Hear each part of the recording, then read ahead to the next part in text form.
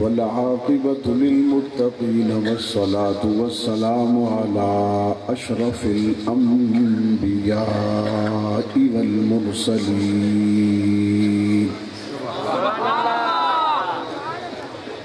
وعلى آله وأصحابه ومن تبعهم أجمعين. أما بعد فأعوذ بالله من الشيطان الرجيم. بسم الله الرحمن الرحيم.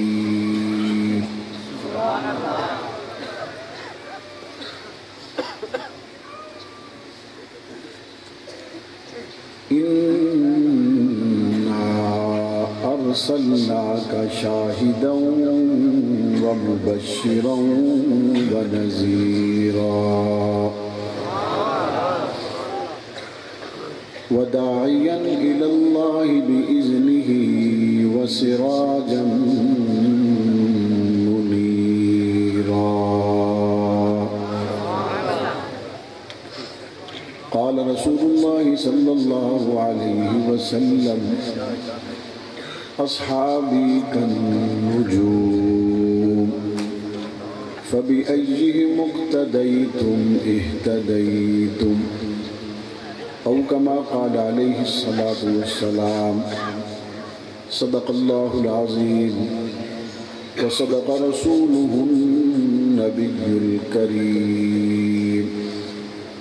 ونحن على ذلك لمن الشاهدين والشاكرين، والحمد لله رب العالمين. سبحان اللہ.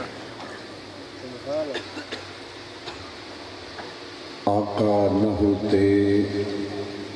اجالا نہ ہوتا، آقا نہ ہوتے اجالا نہ ہوتا، یوں دنیا میں انسان کا بول بالا نہ ہوتا.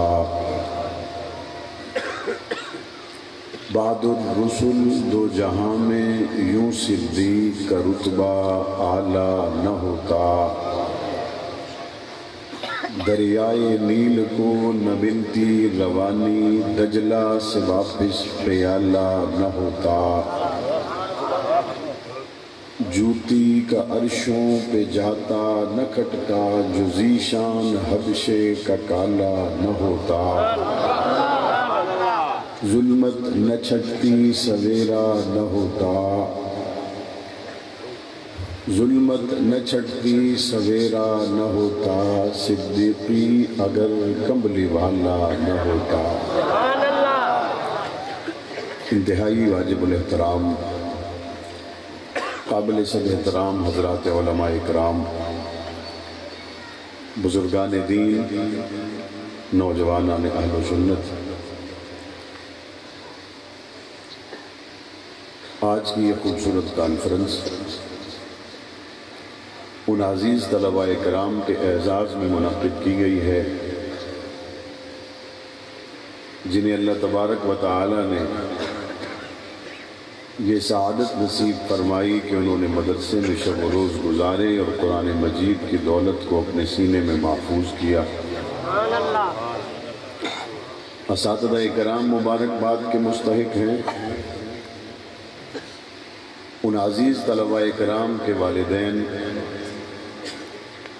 عزیز رشتہ دار اور علاقہ کے تمام لوگ ہی مبارکباد کے مستحق ہیں.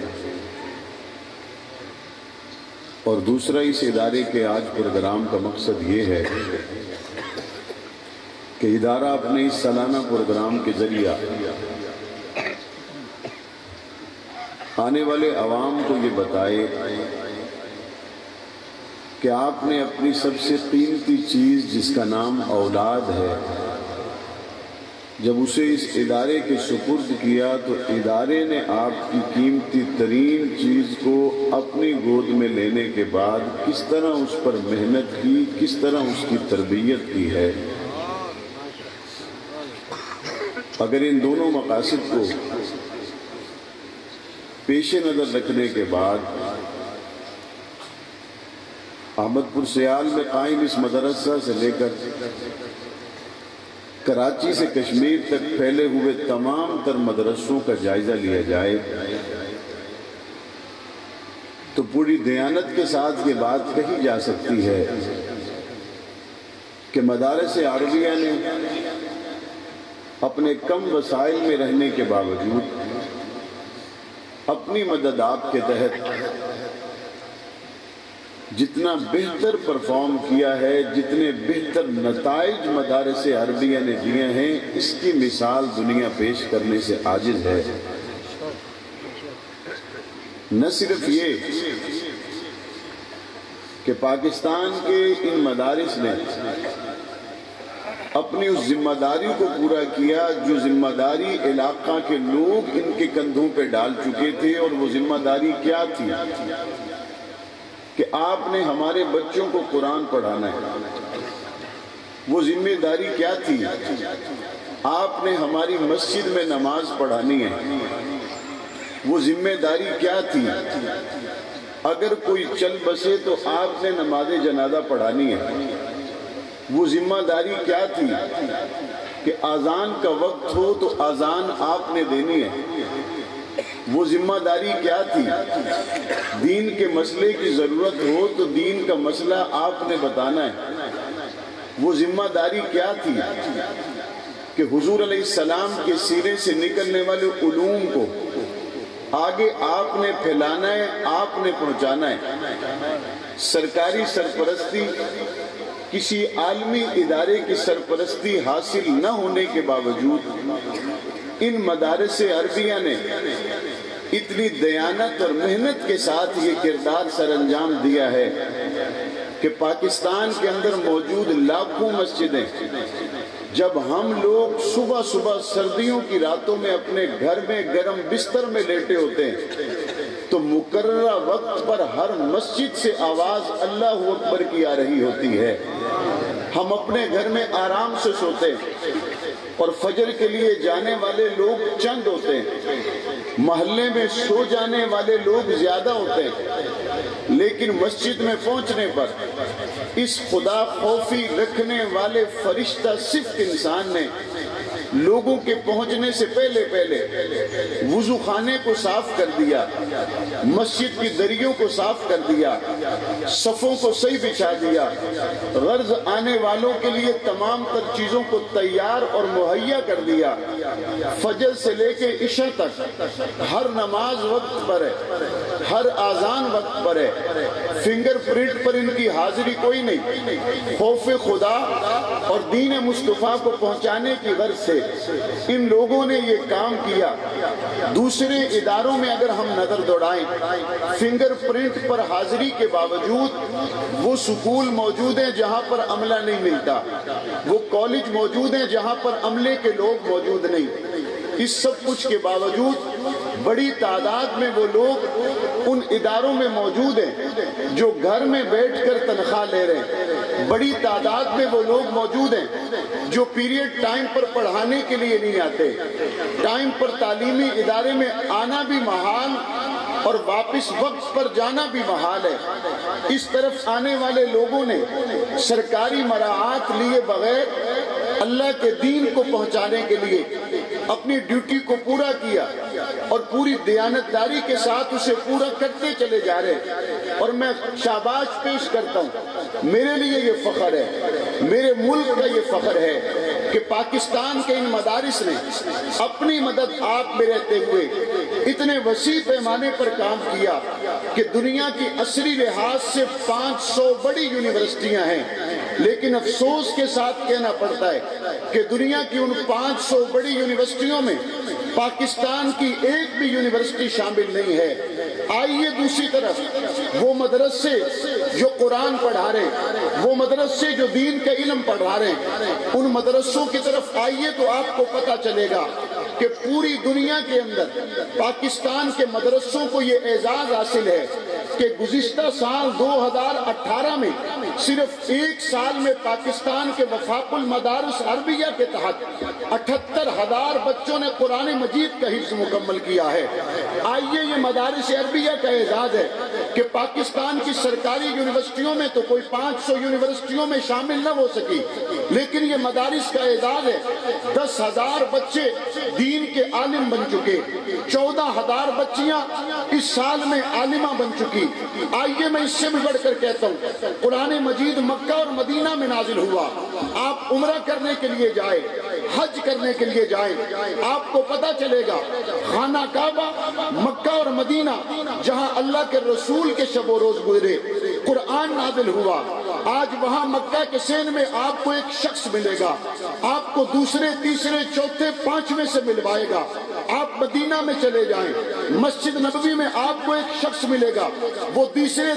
چوتھے پانچویں چھٹے حتیٰ کہ 30 سے زیادہ لوگوں کو آپ کو ملوائے گا۔ اور وہ 30 سے زیادہ لوگ وہاں پہ بیٹھ کے کیا کر رہے ہیں؟ وہ 30 سے زیادہ لوگ مسجد نبوی میں بیٹھ کر بچوں کو قرآن پڑھا رہے ہیں۔ وہ 30 سے 40 سے زیادہ لوگ خانہ کعبہ کے سگن میں بیٹھ کر بچوں کو قرآن پڑھا رہے ہیں۔ ان 30-40 لوگوں سے پوچھو بتاؤ کہاں سے پڑھ کے آئے ہو؟ وہ بتائیں گے پاکستان کے مدارس سے پڑھ کے آئے ہو۔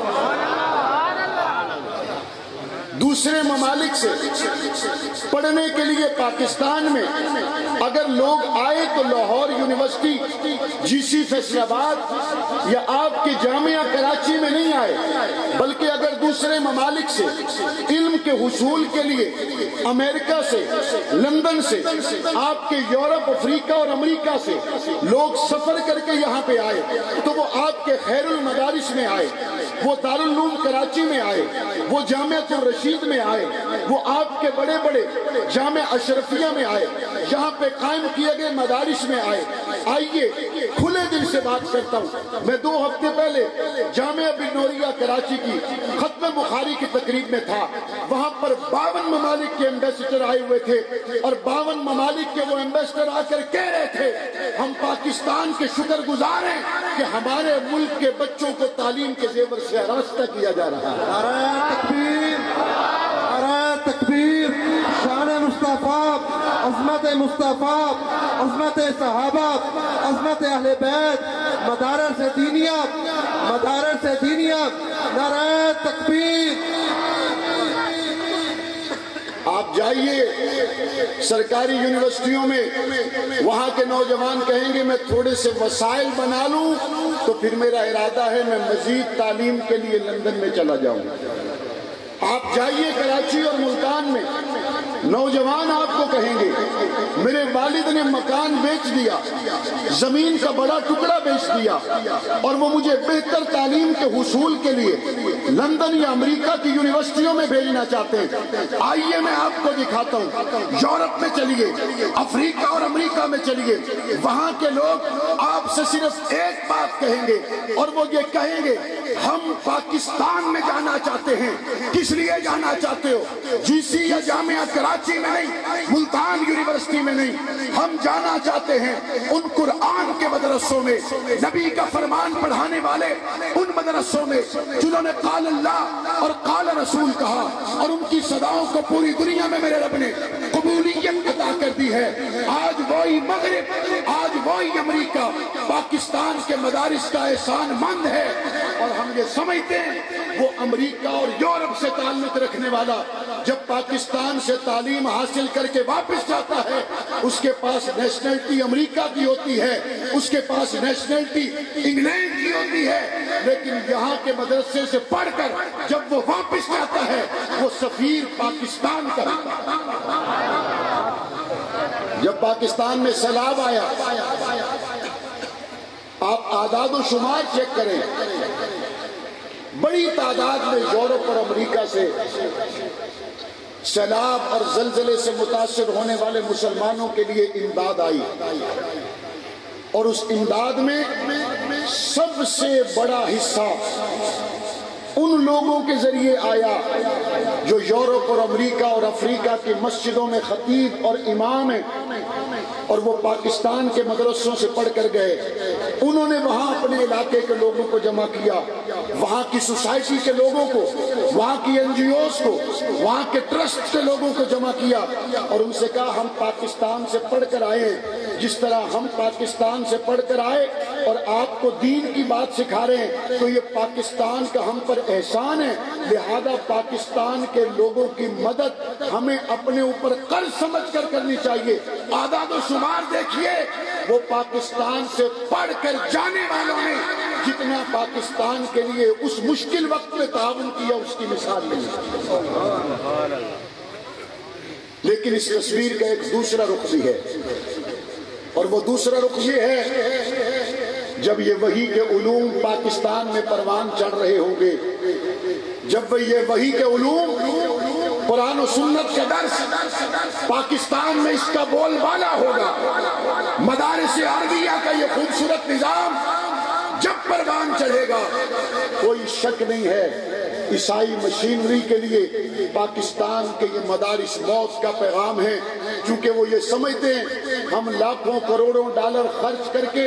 اپنے منصوبوں میں ناکام ہو رہے ہیں اور وجہ اس کی پاکستان کے مدارس ہے۔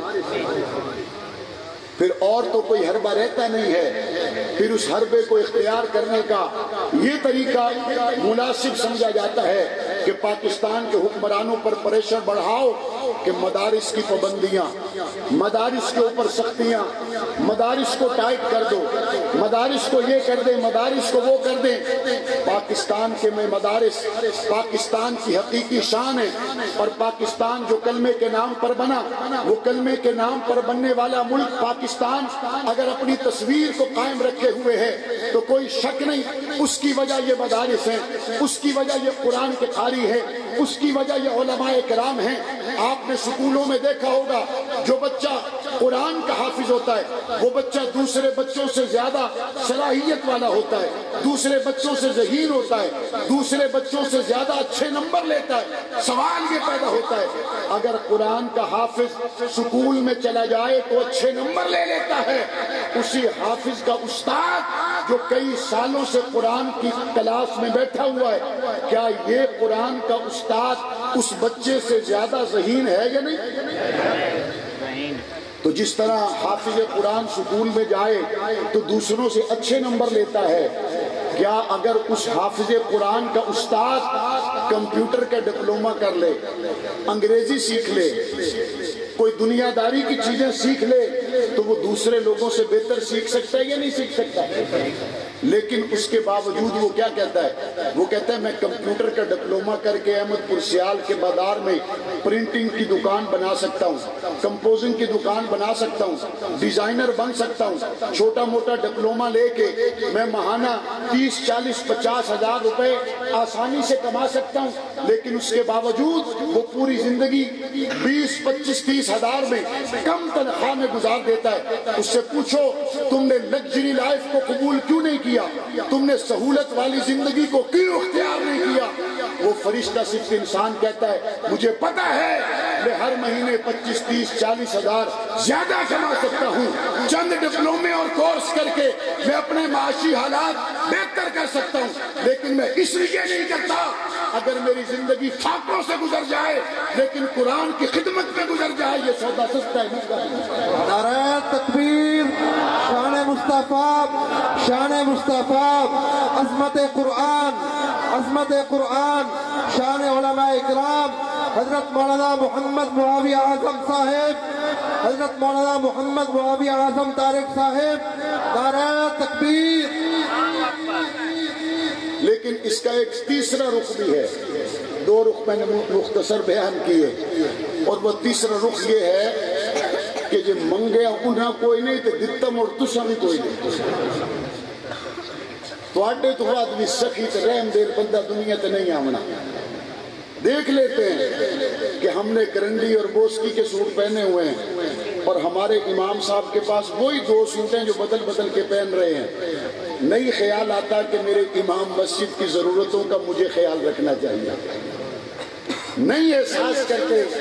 کہ میرے قرآن پڑھانے والے استاد کا خیال مجھے رکھنا چاہیے۔ میں نے دیکھا بہت سے لوگوں کی نئی گاڑیاں کسی غریب کے گھر کے باہر کھڑی ہوتی ہیں، میں نے کہا کیوں؟ کہتے اس وجہ سے ان کی لڑکی غریب ہے لیکن اس نے سائنس کے ساتھ فلاں فلاں مضامین بڑے اچھے نمبروں میں پاس کر لیے، تو میں اپنی بیٹے کو اس کے پاس ٹیوشن پڑھنے کے لیے بھیجتا ہوں تاکہ میرے بچے کے بھی انگریزی اور سائنس کے مضامین میں نمبر اچھے آ جائیں۔ تو میں نے کہا نمبر اچھے آ جائیں تو اس کے لیے تم نے کیا کیا؟ کہتے اس کے گھر میں کلاس لگتی ہے، اس کے گھر کا ماحول ہمارے گھر کے برابر نہیں ہے، وہ نیچے ٹاٹ پہ بیٹھ کے پڑھاتی ہے یا پڑھاتا ہے۔ میں اپنے بچے کو امیر گھر سے لاتا ہوں، کار میں بٹھا کے لاتا ہوں اور کہتا ہوں یہ انگریزی اچھی پڑھا سکتی ہے یا اچھی انگریزی پڑھا سکتا ہے، یہ جناب سائنس اچھی پڑھا سکتا ہے، بیٹا نیچے ٹاٹ پر بیٹھو، سائنس کے مضامین سیکھو، انگریزی کے مضامین سیکھو۔ کار سے بچہ اترتا ہے انگریزی کے مضامین پڑھتا ہے، گاڑی سے بچہ اترتا ہے، کوٹھی سے بچہ نکلتا ہے، سائنس کے مضامین پڑھتا ہے۔ لیکن میں نے کبھی کسی کو نہیں دیکھا کسی نے آ کر کہا ہو کہ میں نے اپنے بچے کو اچھے گھر سے اور اچھی گاڑی سے آدھے گھنٹے کے لیے اس لیے نکالا کہ فلاں آدمی اچھا قرآن پڑھتا ہے، میرے بچے کو بھی اچھا قرآن پڑھاتے نہیں پڑھاتے۔ سائنس اچھی پڑھانی چاہیے، انگریزی اچھی پڑھانی چاہیے۔ ہمارے علاقے میں کتنے ڈاکٹر ہیں، کتنے انجینئر ہیں، یہ سوالیہ نشان ہے۔ جن کی انگریزی بہت اچھی ہے، انگریزی وہ اردو سے زیادہ، جس طرح میں اردو بول رہا ہوں وہ میری اردو سے زیادہ تیزی سے انگریزی بول سکتے ہیں، لیکن اگر ان کو کہو نا ذرا سناؤ والتین والزیتون وطور سینین وہذا البلد الامین لقد خلقنا الانسان فی احسن تقویم، تے مڑ خود ہی کھڑکن لگ گئے۔ مڑمدی مہندی شاہ وہ ہمارے ملک کے پچھلے وزیر داخلہ، وہ سورہ اخلاص پڑھنے لگے تو ان کو سورہ اخلاص نہیں آئی۔ بعد میں انہوں نے کہا میرے ساتھ سازش ہوئی ہے، مجھے جس نے لکھ کر دی اس نے غلط لکھ کے دیا، دور ترقہ ہویا تینوں ایو پتا کوئی نہیں بھی سورہ اخلاص لکھی ہوئی ہوئے حفظ کوئی نہ کیتا۔ اس کا مطلب یہ ہے کہ تم نے وہ سب کچھ کر لیا جس سے پیسہ زیادہ کمایا جا سکتا ہے، تم نے وہ کچھ نہیں کیا جس سے رسول انور کی شفاعت کمائی جا سکتی ہے۔ آپ کے بچے کو اگر انگریزی بہت اچھی آتی ہے، آپ کے بچے کو اگر ریاضی اور سائنس کے کنسپٹ بہت کلیئر ہیں، یہ بات اپنی جگہ، لیکن سب سے پہلے دیکھنا یہ ہے کہ میرا بیٹا قرآن صاف پڑھ سکتا ہے یا نہیں پڑھ سکتا۔ اچھا جس سے بندے مر جاندے دعا واسطے بچے بیٹھے ہوندے سپارے چاہ کے، اس لئے مرحوم دے اصال ثواب واسطے چوکھے بندے جنہ الجبرہ دے سوالوں دا اصال ثواب کیتا ہے، مرن والے دادے نو اصال ثواب واسطے چوکھے بندے جنہ جناب معاشرتی علوم تے سائنس اصال ثواب کیتی ہے، چوکھے بندے جنہ آکھے جناب میں ایم بی بی ایس ہو گیا کہ میرا سارا صدقہ جاریہ میرے والد صاحب واسطے۔ ہاں ڈاکٹر مر جائے، انجینئر مر جائے، ذمہ دار مر جائے، پیچھے 5 بیٹے ہوں، ڈاکٹر ہوں، انجینئر ہوں، وکیل ہوں، ابے اوراں دے اصال ثواب واسطے سپارہ چاہی بیٹھے ہوئے، ابے اوراں دے اصال ثواب واسطے وہ سورہ یاسین چاہی بیٹھے ہوئے، وہ جناب سورہ ملک چاہی بیٹھے ہوئے۔ ہوں پڑھیا تو ہے کدی کوئی نہ، ادھے گھنٹے بعد 2 گھنٹے بعد جس سے دسو نا کہ دعا دا ٹائم ہونا والا مڑ گھڑی وچ دین اجی مولانا صاحب آئے کوئی نہیں، ویکھو تو صحیح مڑ گوڈے پر تیندے رہندے، کدی تو ویکھیا تے کدی تو ویکھیا تے مڑ ویکھیا، ادھے گھنٹے بعد جا ویکھو جیڑا پہلا صفحہ گھنٹہ پہلے کھولی بیٹھے ہیں، گھنٹے بعد ہی وہ صفحہ کھولی بیٹھے، بندہ پوچھدا اصال ثواب کیا کرتا ہے یا دکان دا حساب کیا کرتا ہے؟ جب کوئی جواب دیں ابے انہوں دی یاد تا بڑی آ رہی ہے تے قاری صاحب مہربانی کرے تو نا 500 روپیہ ابے انہوں بخشا چھوڑے ہے، ساری زندگی کھاتا تو ہے، پیتا تو ہے، وارث تو بنے ہے، جائیداداں تیرے کول ہیں، زمیناں مربے تیرے کول ہیں، تے 500 کاری نو دیونا ہے، پیو نو بخشاونا ہے، ہاتھ موک گئی ہے، بڑے سودے کیتے تے اے جڑے ابے انہوں بخشیندے پے ہیں، جس ٹائم تواڈے واسطے عید دا سوٹ لائے ہوندے ہیں، اے بزرگ جس لے تواڈے کان تحفے تحائف لائے ہوندے ہیں، فروٹ لائے ہوندے ہیں، ادھن اپنے حصے دے وچوں کڈ کے کدی قاری صاحب نوں پیسے دتی آئی؟ اپنے سوٹ چو کوئی شکا کہ قاری صاحب تے یا پڑھائی ہے جنے نہیں کوئی نہ میں کہ ٹھیک ہے کرائے دی بخشش بھی ہو جائے ہوگی شاءاللہ انہاں لوگوں تو بچے رہو جڑے کرائے تے مردے بخشیں دے پائیں وہ کرائے تے بخشاونا لے ہوندے یا علم موڑ دوبارہ تعلم چلو بھی لایا ساڑھا حساب برابر کرو وہ ایک بندہ طویز لے گیا کسے یا بندے تو اس آکھے سوانی لے گئی طویز اس آکھے بھی اے جا کے اپنے خاوند نو پیواویں تے 15 روپے مہینچہ دے تے کام ہو ویسے اس جا انہوں پیوایا تے مریا کوئی نہ اس موڑ طویز لکھایا تے اس آکھے میں پڑھی تصحیح وچ لکھے ہویا کیے جس لئے اس کھول کے پڑھیا تو دے وچ لکھے ہوئے تیرا قسم مرے نہ مرے میرے پترہ کھرے دے ہم نے کس راستے کو اختیار کیا باپ مر گیا اس سے زیادہ دکھ کی بات دنیا میں کوئی نہیں کہ بچے کو نماز جنازہ نہیں ہے ماں مر گئی اس سے زیادہ افسوس کی بات کوئی نہیں کہ بیٹے کو اشارے ثواب کے لیے سورہ یاسین نہیں جاتی بھائی مر گیا اس سے زیادہ دکھ کی بات کوئی نہیں کہ 2 نفل اچھی تلاوت کے ساتھ پڑھ کے اپنے بھائی کے لیے دعا کر سکے یہ دنیا میں جینے اور مرنے کے سارے خزانے اگر زندہ چاہتے ہو تو مدارس کے ساتھ جڑتے رہو یہی مدارس ہیں جو قرآن پڑھنا سکھاتے ہیں یہی مدارس ہیں جو اس کا مفہوم بتاتے ہیں جو ترجمہ اور تفسیر بتاتے ہیں آپ کے احمد پور سیال میں کوئی ایک سکول مجھے بتاؤ جہاں کوئی 30 سال کا آدمی کہے میں نے پڑھنا کوئی نہیں ہمدا تے کچی آلیاں دے نال پریپ آلیاں دے نال نرسی آلیاں دے نال میں نے بحال ہو تے میں چاہنا بے ہون میری 35 سال عمر ہو گئی ہے پہلے پڑھنا لکھنا کوئی نہیں ہمدا تے چلو ہون آ جاوے ایسا کوئی ایک سکول احمد پور سیال میں ہے جہاں نرسری کچی کلاس کے بچوں کے ساتھ جس کو پڑھنا لکھنا نہ آتا ہو اس کلاس میں 30 سال والے بندے کو بٹھا دیا جائے ہے کوئی سکول گیل کورج ہوئے گاڑ موڑتے ہوئے کسی جگہ پر نہیں ہے لیکن آؤ میں قرآن کے مدرسے دکھاتا ہوں نورانی قاعدہ پڑھنے والا بچہ بیٹھا ہوتا ہے اور 30 سال کا بندہ آ کے قاری صاحب کو کہتا ہے قاری صاحب میرا دل منگتا ہے میں بھی قرآن پڑھی قاری صاحب آدھن اسے بچے دے نال بہ جا آ میں تینوں پڑھے نا الف با تا سا 3 سپارہ بچہ پڑھتا پہ سورتیں حفظ کر رہا ہے اور ایک سفید داڑھی والا بندہ آگے کہتا ہے قاری صاحب میں نے چا پڑھائے ہو میرا دل لیا تھا پچھلے پاری میری قرآن پڑھی تو آدھن بھائی جا میں تینوں ہی پڑھائی نا قل هو اللہ احد میں تینوں ہی پڑھائی نا انا آتینا کل کوثر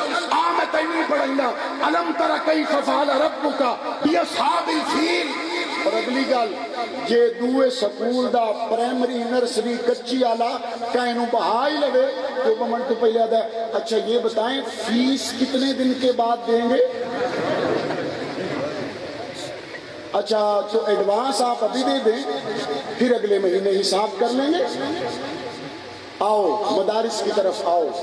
آپ نے کہا میں نے قاعدہ پڑھنا ہے آپ نے کہا میں نے قرآن پڑھنا ہے آپ نے کہا میں نے صرف نحو پڑھنی ہے آپ نے کہا میں نے اولا ثانیہ پڑھنی ہے آپ نے کہا میں نے ثالثہ رابعہ پڑھنی ہے آپ نے کہا میں نے خامسہ پڑھنی ہے آپ نے کہا میں نے سادسہ سابعہ دورہ حدیث کرنا ہے پڑھتے چلے جاؤ سفید داڑھی سے لے کے چھوٹے بچے تک کتابیں بھی خود دیں گے وقت بھی خود دیں گے بیٹھنے کے لیے کلاس بھی خود دیں گے غریب بچوں کو جیب سے پیسہ بھی دیں گے کھانا بھی دیں گے اور بدلے میں کیا چاہتے ہیں کہتے بیٹا بس قیامت کے دن نبی علیہ السلام کے سامنے یہ کہنا کہ میرے استاد نے مجھے پڑھایا تھا بندے بننے بدے ہوندے جی پیران تو دعا کرامت ویندے پئے کدے ویندے پئے ہو ایسا جناب گھوٹ کی ویندے پئے کدے ویندے پئے ایسا ملتان شریف ویندے پئے تساں کدے ویندے پئے ہو ایسا جناب شاہ عبداللہ تے کراچی ویندے پئے بڑی گل ہے جناب لدیاں یا بساں اسے تلے تے رنگ برنگیاں جھنڈیاں اگلی تفصیل ہے میں نہیں جاندا گنگرو کتھے کتھے بندے ہوئے ہوندے تے دورے کتھے پہ چل دے وہ سارا ایک لمبا سلسلہ وہ چھوڑو ملتان کے سفر کرنے کی ضرورت نہیں ہے گھوٹ کی جانے کی ضرورت نہیں ہے آپ کو دور دراز کے سفر کرنے کی ضرورت نہیں قرآن پڑھنے والے بچوں سے کہو کہ آپ کے لیے دعا کریں۔ میں جب حفظ کرتا تھا مجھے وہ زمانہ یاد ہے، ہمارے قاری صاحب ہمیں صبح فجر سے پہلے جگا دیتے تھے، اور صبح فجر سے کم از کم 1 گھنٹہ پہلے ہم صبح اٹھتے، وضو کرتے، قرآن مجید کھول کے پڑھنا شروع، فجر کا وقفہ ہوا، فجر پڑھی، پھر قرآن مجید کی تلاوت شروع، پھر اس کے بعد درمیان میں ناشتے کا آدھے گھنٹے کا وقفہ ہوا، پھر تلاوت شروع، 12 بجے سے ظہر تک سونے کا وقفہ ہوا، ظہر کی نماز پڑھی، عصر تک پھر تلاوت شروع، عصر سے مغرب کھیلنے کا وقفہ ہوا، مغرب سے عشاء پھر تلاوت شروع، عشاء کا وقفہ ہوا، عشاء کے بعد 1 گھنٹہ کھانا کھایا، پھر تلاوت شروع، اس کے بعد سو گئے۔ یہ میرا زمانہ طالب علمی تھا، اور آج بھی مدارس عربیہ میں اتنا ہی قرآن پڑھایا جاتا ہے۔ میں آپ کو یہ کہنا چاہتا ہوں لمبے سفر کرد بھی لوڑ کا ہی نہیں، وہ قرآن والی زبان جو معصوم بچہ فجر کے پہلے سے لے کے عشاء کے بعد تک باوضو بھی رہتا ہے، 5 وقت کی نماز بھی پڑھتا ہے، اور اس معصوم کا گناہ کوئی نہیں کیونکہ بالغ نہیں ہوا، اور سارا دن اس کی زبان پر قرآن رہتا ہے۔ میں قسم اٹھاؤں تو حانث نہیں ہوں گا، اس قرآن پڑھنے والے معصوم بچے سے بڑا پیر دنیا میں اور کوئی ہے، اس سے بڑا پیر دنیا میں اور حاجی عبدالوہاب صاحب رحمۃ اللہ علیہ جب انہوں نے نئے تبلیغی مرکز کی بنیاد رکھوائی، اللہ والوں کی بڑی باتیں ہوتی ہیں، انہوں نے کہا بھئی سنگ بنیاد کس سے رکھوانا ہے؟ انہوں نے کہا چھوٹے معصوم نابالغ بچے کو لاؤ جو قرآن پڑھتا ہو، ہم سنگ بنیاد اس سے رکھوائیں گے۔ کسی نے پوچھا حاجی صاحب وہ کیوں؟ انہوں نے کہا وہ معصوم بچہ ہے، گناہ تو اس کے ابھی تک لکھے نہیں جا رہے، لیکن قرآن مسلسل پڑھنے کی وجہ سے اس کی نیکیاں بے شمار ہیں، گناہ اس کے اوپر ہے ہی نہیں۔ اس کے علاوہ کوئی شیخ الحدیث ہوگا، کوئی پیر ہوگا، کوئی قاری ہوگا، جو بھی ہوگا وہ بالغ ہے، اس کی نیکیاں بھی ہیں، گناہ بھی ہیں، لیکن وہ معصوم بچہ جس کی نیکیاں ہی نیکیاں ہیں، گناہ کوئی نہیں، اس بچے سے سنگ بنیاد رکھواؤ، کیونکہ اس سے بڑا اللہ کا ولی اور کوئی نہیں ہو سکتا۔ لیکن میں پھر آتا ہوں اپنی ہی کیفیت کی طرف، ہم میں سے کتنے لوگ ہیں جنہوں نے ان معصوم بچوں کے اچھے لباس کی فکر کی ہے؟ یہ تو ظلم ہے ہمارے معاشرے میں کہ تعلیم انسان کا بنیادی حق ہے، ہمارے معاشرے میں اس کو بھی کمرشلائز کر دیا گیا۔ ہمارے پاس لوگ آتے ہیں، میرے بھائی رانا شہباز صاحب، جن کے پاس بھی لوگ آتے ہوں گے کہ جناب میں پڑھنا تو چاہتا ہوں لیکن میرے پاس پیسے نہیں ہیں، میں آگے داخلہ لینا چاہتا ہوں، میرے نمبر بھی بڑے اچھے آئے لیکن میری گنجائش نہیں ہے، آؤ یہ مدارس عربیہ ہے، نورانی قاعدے سے لے کے دور حدیث تک چلے جاؤ، 1 روپے کا مطالبہ نہیں کرتے، 1 روپے کا مطالبہ نہیں کرتے، اور مسلسل خدمت دین میں لگے ہوئے لوگ ہیں۔ ایسے لوگوں کے ہمیں قدم مضبوط کرنے چاہیے نہیں کرنے چاہیے، اور افواہوں پہ کان نہ دھرا کریں۔ اللہ کا شکر ہے، اللہ کا شکر ہے، اہل حق سے محبت کرنے والے، مدارس اور علماء کرام سے محبت کرنے والے پاکستان کی صوبائی اور قومی اسمبلیوں میں موجود ہیں۔ اگر مدارس کی طرف کوئی میلی آنکھ دیکھے گا تو وہ آپ تک بعد میں پہنچے گا، ہماری لاشوں سے پہلے بھی۔ نعرہ تکبیر، نعرہ تکبیر، شان مصطفیٰ، عظمت مصطفیٰ، عظمت قرآن، حضرت مولانا محمد معاویہ اعظم صاحب، نعرہ تکبیر۔ ایک چوکیدار جو گھر کے باہر پہرا دیتا ہے تو گھر والے آرام سے سوتے ہیں، کہتے کیوں سو گئے؟ کہتے باہر چوکیدار ہے، اس کے پاس بندوق ہے، چور آئے گا تو وہ سنبھال لے گا، ہمیں آرام سے سونا چاہیے۔ گھر والے کی چوکیدار کے بعد بے چینی ختم ہو جاتی ہے۔ الحمدللہ ہم مدارس کے چوکیدار ہیں، ہم مدارس کے پہرے دار ہیں، ہم قرآن پڑھنے والے ان بچوں کے پہرے دار ہیں، ہم مساجد کے پہرے دار ہیں، ہم دینی مراکز کے پہرے دار ہیں۔ آپ قرآن پڑھاتے جائیے، دین پڑھاتے جائیے، پاک پیغمبر کے بات کو، اسلام کو، پاک پیغمبر کی حدیث کو آگے پھیلاتے جائیے۔ انشاءاللہ جب تک ہم زندہ ہیں آپ تک کوئی نہیں پہنچ سکے۔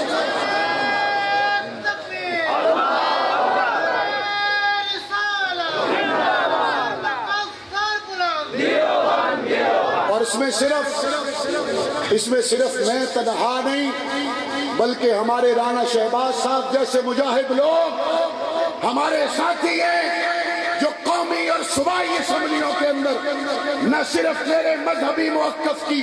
تائید کرتے ہیں، ناموس رسالت پر بات معاویہ اعظم اکیلا نہیں کرتا، میرے پاس ہاؤس کی تائید ہوتی ہے، مدارس کے لیے معاویہ اعظم اسمبلی میں اکیلا بات نہیں کرتا، میرے ساتھ سینکڑوں کی تعداد میں اسمبلی کے اراکین کی حمایت ہوتی ہے۔ امریکہ یورپ تم اپنا ایجنڈا اپنے پاس رکھو، مدارس آباد ہے اور قیامت تک آباد رہیں گے۔ نعرہ تکبیر، شان مصطفیٰ، عظمت مصطفیٰ، شان علماء کرام، حضرت مولانا محمد معاویہ اعظم، حضرت مولانا محمد معاویہ اعظم، نعرہ تکبیر۔ اور تمہیں اس کی طاقت کو سمجھنا بھی چاہیے، وہ کہتے ہیں یہ ملا کی دوڑ تو مسجد تک ہوتی ہے، ہاں مسجد تک ہی ہوتی ہے، لیکن مسجد رب کی ہوتی ہے۔ مسجد کس کی ہوتی ہے؟ ملا کی دوڑ مسجد تک کا دوسرا ترجمہ یہ ہے کہ ملا کی دوڑ رب تک ہے۔ ملا کی دوڑ کہاں تک ہے؟ رب تک ہے، اور رب نہ چاہے کچھ ہو سکتا اور رب چاہے تو پھر ہو جاتا ہے۔ آؤ قریب کے ملک میں مثال کے ساتھ واضح کر دوں، 40 ملک دنیا کے ایٹم اور طاقت کے ساتھ لیس ہو کر وہ قرآن پڑھنے والے افغانستان کے مسلمانوں پہ چڑھ دوڑے، اور اس وقت امریکہ نے کہا، انہوں نے کہا افغانستان کے مسلمانوں کے دن گنے جا چکے ہیں، اور مولانا اعظم طارق شہید رحمت اللہ علیہ نے جواب میں کہا تھا، امریکہ تم قرآن پڑھنے والوں کے دن گنتے ہو، اعظم طارق تمہارے دن گنتے ہیں۔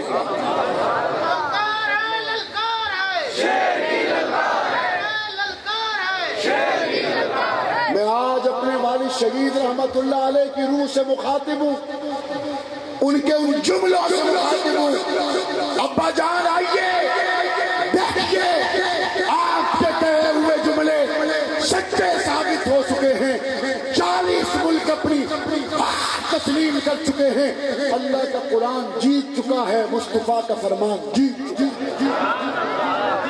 جیتے یا نہیں جیتے؟ وہ کہتے تھے ہمارے پاس ایٹم، ہمارے پاس اسلحہ، ہمارے پاس بم، ہمارے پاس بارود، ہمارے پاس نیٹو، اور وہ کہتے تھے ہمارے پاس رب۔ انہوں نے دوسری بات ہی کوئی نہیں کی، اور قرآن نے پہلے ہی کہہ دیا وَمَن يَتَوَكَّلْ عَلَى اللَّهِ فَهُوَ حَسْبُهُ، جو اللہ پہ توکل کرے تو اللہ اس کے لیے کافی ہو جاتا ہے۔ 40 ملکوں کو جیت ہوئی، فتح ہوئی، وہ قرآن پڑھنے والے جیت گئے یا نہیں؟ وہ بوٹوں کے تسبے نہیں تھے، وہ کپڑوں پہ ٹاکیاں تھی، وہ اچھے لباس کوئی نہیں، وہ سوکھے ہوئے ٹکڑوں کو نہر کے پانی میں ڈبو کے کھانے والے، وہ جن کے نام بلیک لسٹ میں ڈالے گئے۔ امریکہ نے کہا اچھا آؤ مذاکرات کریں، انہوں نے کہا یہ جن کو بلیک لسٹ میں ڈالا تھا نا یہی مذاکرات ہماری طرف سے کریں گے۔ وہ جن کو پہلے تلاش کرتے تھے کہ اتنے ڈالر کا انعام ہے، اب ان کو تلاش کرنے کے ساتھ تشریف لایا، وہ ساڑی ہک میری گال تا سنو، وہ مانگا با ہوتا صحیح گال تا سن، روستا نہ میری گال تا سن، میرے بال بڑے چھوٹے چھوٹے، میں بڑا گھابرے آودا۔ اور انہوں نے کیا کہا، یہ جو پچھلے مذاکرات میں انہوں نے کہا کہ ہم افغانستان سے نکل رہے ہیں، بس ہم صرف کابل کے اندر ایک اپنا ہوائی اڈا قائم رکھیں گے، اور یہ دوستانہ ماحول میں ہوگا، جنگی ماحول میں نہیں ہوگا، آپ ہمارے دوست ہیں، تو دوستی کے ماحول میں ایک ہوائی اڈا، ایک ایئرپورٹ ہم کابل میں رکھیں گے۔ انہوں نے کہا ہمیں آپ کی یہ تجویز منظور ہے، بس ہمیں بھی دوستانہ ماحول میں امریکہ کے شہر واشنگٹن میں ایک چھوٹا سا ایئرپورٹ ہے۔ انہوں نے کہا نہیں ہم تو دوستانہ ماحول میں کہہ رہے تھے. انہوں نے کہا نہیں ہم بھی آپ کو دوستانہ ماحول میں ہی کہہ رہے ہیں. انہوں نے کہا اچھا اگلے مرتبہ بات کریں گے. اگلی مرتبہ بات ہوئی. انہوں نے کہا کہ آپ ہمیں پاکستان افغانستان کے بارڈر پر دوستانہ ماحول میں ایک ہوائی اڈہ دے دیں. انہوں نے کہا ہمیں منظور ہے. آپ امریکہ کے بارڈر پر ہمیں ایک ہوائی اڈہ دے دیں. انہوں نے کہا نہیں ہم کہہ رہے تھے دوستانہ ماحول میں. انہوں نے کہا بھئی ہم بھی تو یہی کہہ رہے ہیں نا دوستانہ ماحول میں. اور پاکستان کو یہ کریڈٹ ہے رب نے عزت پاکستان کو دی ہے اور رسوائی ہندوستان کے حصے میں آئی, تباہی انڈیا کے حصے میں آئی. انڈیا کو آج اس بات کی بڑی تکلیف ہے کہ امریکہ اور طالبان کے مذاکرات ہو رہے ہیں اور انڈیا نے 15 سالوں میں لاکھوں اربوں ڈالر کی افغانستان میں انویسٹمنٹ کی اور نہ امریکہ انڈیا کو پوچھ رہا ہے نہ طالبان پوچھ رہے ہیں. گڈی چڑھی ہوئی ہے تے پاکستان دی چڑھی ہوئی ہے. گلاں منیندیاں تے سنیندیاں پئیاں تے پاکستان دیاں منیندیاں پئیاں. انڈیا کو تکلیف ہے کہ ہماری اتنی بڑی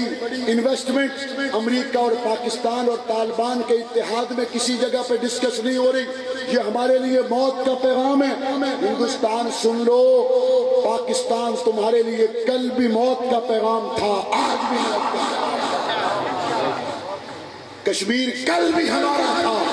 کشمیر آج بھی ہمارا ہے. اور افغانستان کے مسئلے کے حل کے لیے پاکستان کے کردار کے بغیر مسئلہ حل نہیں ہو سکتا تھا. آج پاکستان کو بیچ میں لائے تو الحمدللہ مسئلہ حل ہونے کی طرف جا رہا ہے. میرے رب نے چاہا آنے والے وقت میں افغانستان, پاکستان, کشمیر اس خطے سے اسلام کی ہوا چلے گی اور اس کی ٹھنڈ پورے پاکستان میں نہیں پوری دنیا میں پہنچے گی انشاءاللہ. آپ قرآن کے مدارس کے ساتھ, پاکستان کے ساتھ, امریکہ اور ہندوستان کے خلاف اور پاکستان دشمن طاقتوں کے خلاف ہر وقت تیار ہے. پاکستان کے لیے تیار ہے, ہندوستان کے خلاف تیار ہے, کشمیر لینے کے لیے تیار ہے, مدارس کو آباد کرنے کے لیے تیار ہے.